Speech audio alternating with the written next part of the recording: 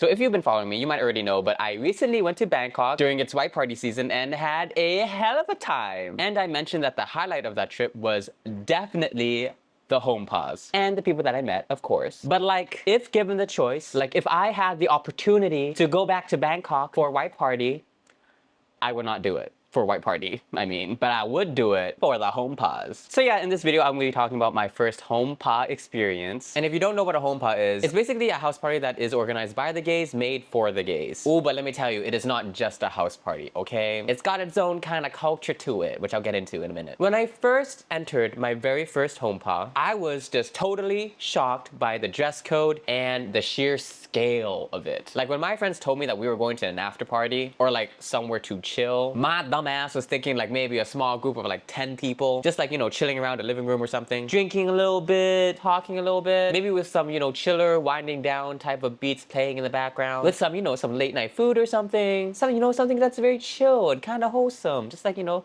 winding down. Nope, that was not at all what I walked into. Right when I walked in, it was just a bunch of hot dudes in their underwear. At that point, when I walked in, there was like maybe like 15 of them walking around. One of them greeted us by the door and basically told us to get naked. Well, not totally naked, of course. We have to be in our underwear. And if you see my past video, you would have known that I was shooketh. And after slowly getting my bearings and getting used to the, you know, environment that I was in, at that point, the hotel room that we were in eventually became like filled to the brim with hot dudes. Like, girl, it was so crowded. It was just steaming in there. Was the hotel room called cerulean? Because the bitch was misty. You could not walk past people without your chest or your groin like rubbing up against someone else's skin. And everyone was just so fit. Ah! Like, oh my god, maybe I should just suck it up and do some steroids. JK, I wouldn't even know where to get them.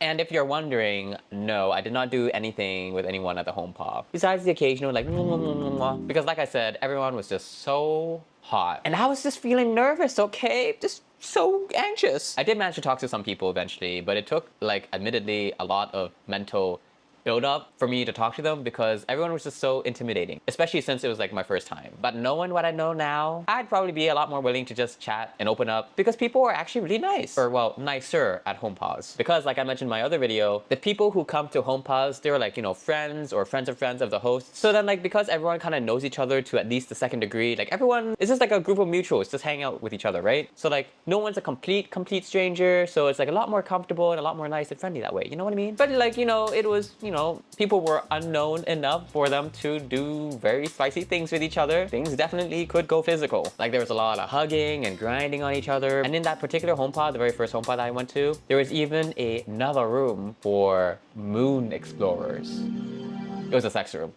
Now, personally, I didn't go in there, but as you can imagine, I heard it was very spicy. Now, you might be wondering, wait, a separate hotel room? But aren't there like other guests in the hotel? Did you actually like put all your clothes back on, walk out into the hallway, and then like get into the sex room and then like strip down all over again? Now, I was wondering the same thing. In fact, right from the start, I was worried. Like I was talking to my friend like, dude, we are being so loud. Like, dude, the music is like blasting through the walls and everyone's like talking like super loud, like, how are we not getting into trouble? And by the way, you might not know this about me, but I used to work in real estate management, specifically for condos. And let me tell you, back in Canada, if you so much as farted an extra decibel too loud, I would be forced to immediately slap your ass with a noise infraction. So I know a thing or two about noise complaints, okay? And honey, if we were in Canada, with the amount of noise we were making, they would have sent Justin Trudeau himself to come intervene, you know? But anyways, yeah, my friend turns to me and he's like, oh, the noise? Nah, don't worry about it, man. Don't worry about it, but like the other guests. There are no other guests. We booked out the entire floor. Rich bitch say what? Y'all already know that cock of truth had me gagged, bitch. I just could not believe. Well, no, I could believe that there were parties like this and that there were people that, you know, had the means to throw these kinds of parties. But I just couldn't believe it. I was actually attending one of them. Oh my god. Booked out the entire floor. I mean, like, there's still like floors below us, right? There's still guests below us and above us. Them fucking gays must have booked out at least 3 whole floors or something, cause, I mean, again, the amount of noise we were making. I was just so shook.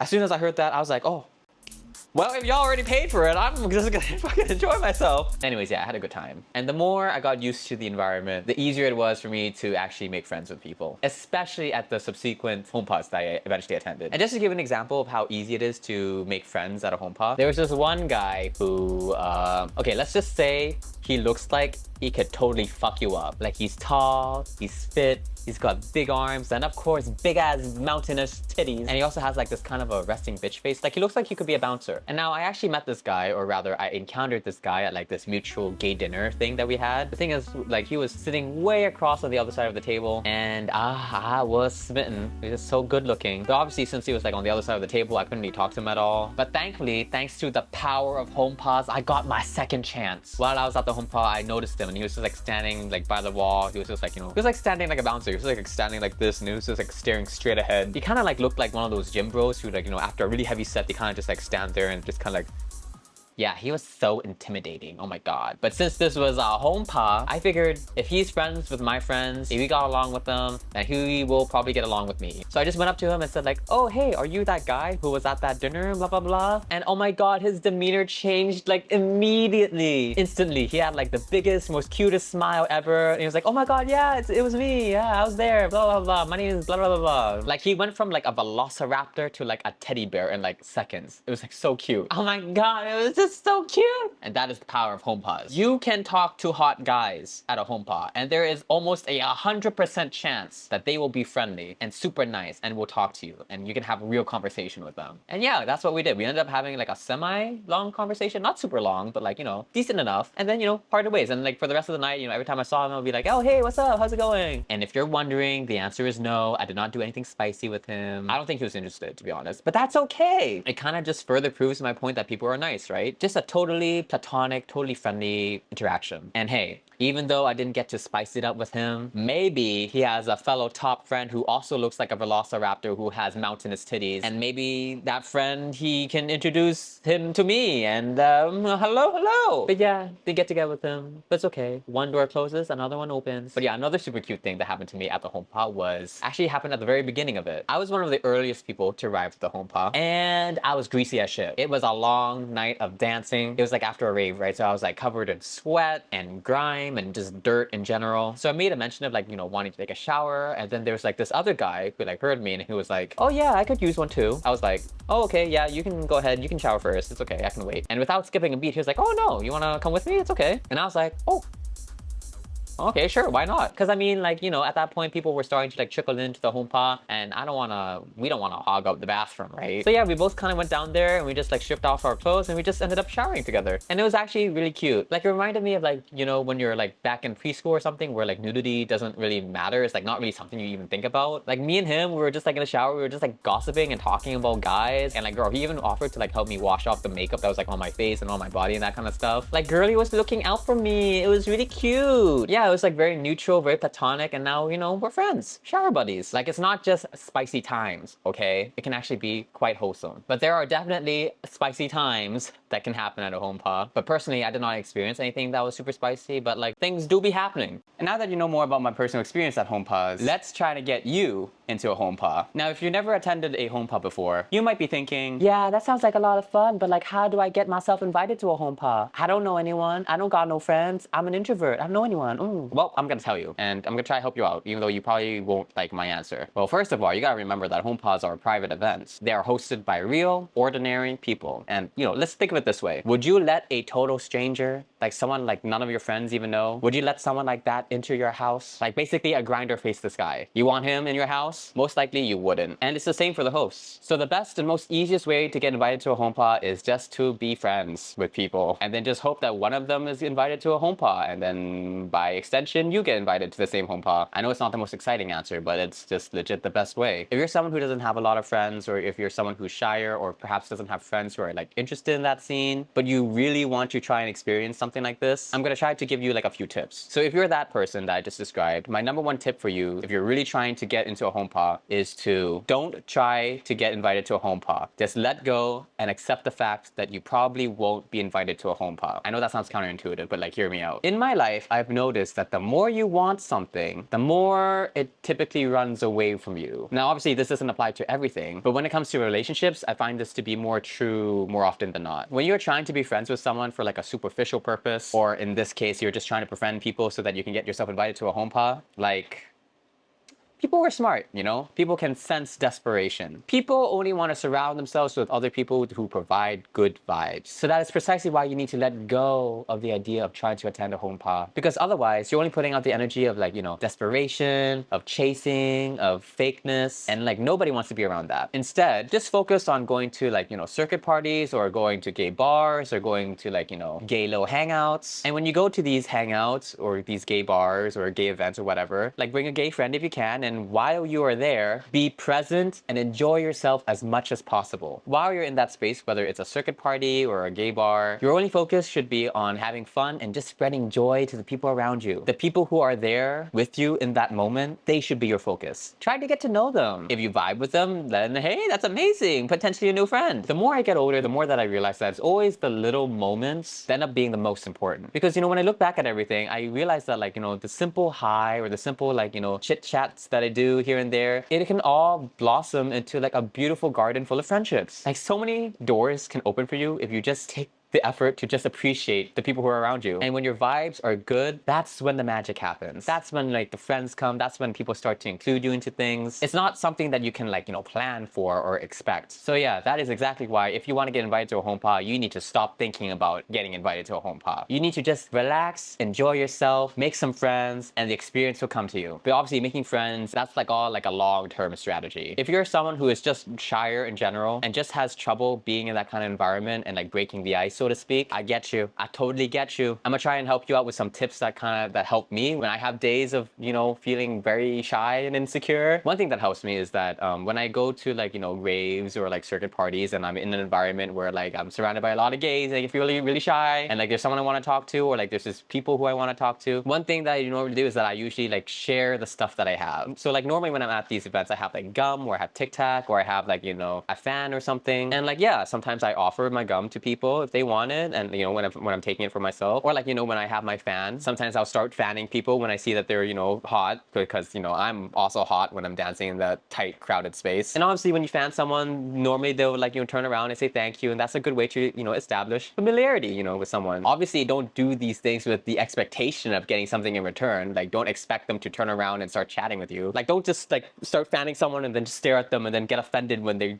don't talk to you or something, because that's not how it works. Like, just do it because you want to, because it's like a nice thing to do, you know? Do it because, you know, you're feeling hot and you notice this other person might be feeling hot. So, you know, just fan them. Just be nice. Just care for people. Just be giving without expecting anything to return. And honestly, when your vibes are like that, I feel like people pick up on that and they'll be friendly to you. Number two, another thing that I usually do when I'm like feeling extra shy at these events and I'm kind of wanting to make a friend, I just, you know, try and compliment someone. Find something that you truly admire about someone and just pay them a compliment. And more often than not, they're gonna appreciate it. I mean, sometimes context does matter. I feel like when you try to compliment someone at a circuit party, sometimes it can come off as like too flirty because, you know, circuit party, like just the vibes are always like kind of innately sexual. So it's like kind of, yeah, you know, it depends on how you do it. But you know, when I'm at like a rave or something, I find it easier to just say like, oh my God, I love your outfit, or, you know, something like that. This is a very quick, easy way to like establish some sort of familiarity and like kind of break the ice a little bit, make things a little bit less awkward so that you can, you know, start talking to that person about other things. So yeah, those are the main strategies I use when I'm at circuit parties or gay events or gay bars and I'm trying to, you know, become friends with people when I'm feeling a little bit more shyer than usual. And again, there is no short-term strategy to, you know, getting invited to a hompa. I mean, technically there is. Like, you could try schmoozing your way around. Like, you could try stalking Instagram, try to find out who the guests are, try DMing the guests personally and try to, you know, convince them to let you join into their hompa. But I don't know, man. Like, context does kind of matter here. Like, if you're a friend of a host, or if you have a friend who's invited to the hompa but you yourself haven't gotten an invitation yet, then in that case I think it's okay for you to DM the host. And there's nothing wrong with being straight up honest and being upfront about asking to go to the hompa, as long as you're respectful about it, right? I just think, and this is just a personal opinion here, but I just think it's crossing like murky waters if you're a complete and total stranger who is messaging the host because you know he's hosting a hompa. Like, don't message the host if you're gonna just keep pestering him about it. Like, don't be that guy. Don't be that person who keeps on messaging someone and keeps pushing and pressuring the host to accept you into their Homepa. Don't be someone who begs for it. If you're a total stranger, just ask once and that's it. And to be honest, even then, I wouldn't do it because if I don't know the host or if I don't know anyone who's going, then I just personally feel like I'm intruding. And not only that, but I feel like I would be causing like pure pressure on the host. Like it's just another thing for him to worry about, you know? And I don't want his first impression of me to be of that. You know what I mean? And also there's this whole other like safety element of it. Like if I don't know anyone at the party, then like anything could happen and I don't know if I'm comfortable with that. So yeah, overall, I don't think it's a good idea to just go on Instagram and try to get an invite by DMing the host if you're a complete and total stranger. Maybe do it if you're a friend of the host, or if you have a friend who you know for sure is going, then you know that's acceptable. Just don't be bothersome about it. But overall, I still feel like just like getting invited naturally, just by being your genuine self is like the best way to do it, right? But I'm not gonna tell you how to live your life. If you want to just be more upfront and like just message the host, then by all means, go ahead and do it. Now, before we get into more of the fun stuff about general Homepa tips and whatnot, I just wanted to dedicate this section towards safety and transparency. Now, let's be real. Gays and substance abuse come together like a pack of Oreo cookies. If you are new to the scene and are coming to a Homepa for the first time, I just want to let you know that there is definitely a possibility of substances that are being used. If at any time you notice substances that are being used and are uncomfortable for any reason, I'd highly advise you to just safely remove yourself from the Homepa. You don't need to feel awkward about it or feel like you're offending people because of it. Making sure that you are in a safe environment that you are comfortable in is paramount. I also want to note that if you do see substances, I would advise leaving, especially if you are in Asia, because Homepa raids are a real deal. I'm not sure if there are Homepa raids in the West or in Europe or whatever, but like in Asia, Homepa raids do happen. And even if you didn't do anything at the Homepa, you didn't touch any of the substances, you could still be guilty by association. So I just want to make that perfectly clear. Hence why I would advise that if you do end up seeing substances and if you are uncomfortable for any reason, I would highly suggest just leaving the Homepa. If you do decide to stay, that is a risk you are deciding to take, which is why I would always advise caution and to safely remove yourself if you end up encountering any kind of dangerous situations. And also, if you do choose to stay, please also exercise like the usual regular house party safety rules. For example, if there are drinks being served, I would highly recommend just making your own drinks. Don't accept any drinks from strangers. If you're going to go anywhere with someone, make sure you let your friend know where you're going. You know, all the usual safety things that comes with house parties still apply to a Homepa. Like, don't get me wrong, Homepas are fun. And in my experience, all the Homepas I went to, all the people are super cool and super friendly, but I also understand that that may not always be the case. So I just want to make sure that you are safe and that you are informed. Because, you know, you can have like the best, most organized, most fun Homepa ever, surrounded by all these cool people, but like all it takes from that experience, all it takes is just one bad person, just like one wrong place, wrong time kind of situation for it all to like really go like all tits up, you know what I mean? And I don't want anything bad to happen to you. So please stay safe, exercise caution, and to listen to yourself. If you feel uncomfortable, if you don't feel right, please just listen to yourself and safely remove yourself from the Homepa. There will always be other events, but there will only be one of you. And also, if you do decide to stay, please have the mindset of like looking out for each other. Like if you see someone who like looks unconscious or like isn't responding, you know, just, you know, check up on them. At the last Homepa that I was at, I did notice someone who looked kind of like,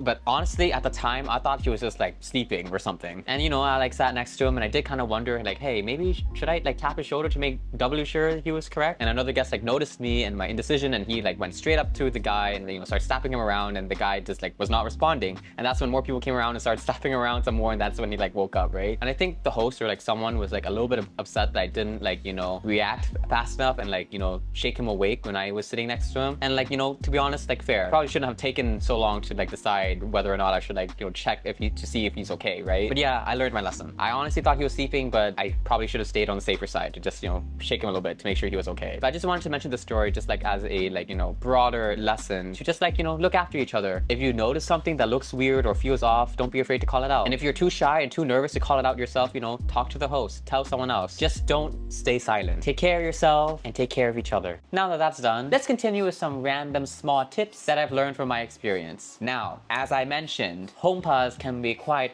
physical, you know? know? So my next bit of advice is to claim that bed. Claim that bed before it turns into a jizz bucket. If you're coming into a home pub for the first time, it's usually be after an event or something, like a circuit party or a rave. So your feet are gonna be super tired. So I'm telling you now, claim that bed before the home pub gets crowded. Lay on it, rest your feet, you know, take a 30-minute nap or something. I mean, preferably take a shower before diving in there. But yeah, claim that bed before it's too late. And also, I just think it's like a really cute way to make friends. Like the other home pub guests are like coming in, they'll probably also be very tired and have like, you know, swollen feet from dancing the entire night. So like, you know, when you're in that bed, you can just like, you know, be like, oh, hey, come on in, you know, be really casual and cool about it. And that's actually how I met a few of the friends at the home pub that I was in. We ended up just like, you know, talking, kind of half cuddling and just like, you know, staring at like the light show and like, you know, just like gossiping like a couple of little fairies. And by the time you like, you know, you chatted and you're all rested up, that's when like most of the attendees of the home pub have actually arrived and like the place is like crowded out, right? And that was what it was like for me. Like as soon as I got up from the bed, it was just like hot gays galore everywhere. Just like big buff titties all over the place. Like, okay, like obviously it wasn't all just like big buff titties. Like there's like different body types of all shapes and sizes, of course. You got your twinks and like, you know, all that as well. But you already know that I only got eyes for the mountains, okay? So that's like all I noticed. Now my next and last tip is for the introverts, the super introverts out there. If you're someone who's really shy or you're having trouble approaching people, talking to people, to help you get through that, one thing you can do is just to try talking to the door bitch. So the door bitch is someone who is stationed by the door and they are charged with greeting the guests. They are there to check that the guest that is arriving is in fact on the invite list and they, you know, reject people who are not invited. And since that person is stuck there guarding the door, they might be bored. So, you know, go up and talk to them. I'm sure they'll appreciate the company while they're, you know, waiting by the door. Obviously though, use context clues. If they're busy or they're clearly in the middle of something, then, you know, leave them alone. But otherwise, you know, just say hi. Ask them how the door bitch duties are going. And once, you know, your conversational skills are like, you know, warmed up, then you can start moving on and talking to other guests. Usually, I feel like for me, it's just that you need that first initial push to get through that like awkward like for me, it's hard to go from 0 to 1, but it's really easy to go from 1 to 2. You know what I mean? And talking to the door bitch might be the thing you need to, you know, get yourself going, to get yourself in the mood to talk and, you know, be socially active. And I think that's where I'll leave it, to be honest. I hope what I talked about in this video was enough of a guide to help you get invited and attend your very first home pub. I hope I provided enough information for you to know exactly what to expect when you eventually get to attend the home pub. And if there's anything that I've missed, or if there's anything else that you're curious about when it comes to home pubs, please write them down in the comments below. Thank you guys again for sticking around and watching to the very end of my video. It's always such a huge help. Give me a like as well so I can have more money. And yeah, subscribe if you want to. And yeah, that's everything I had to say for now. So I guess I'll just see you guys next time. All right, see you.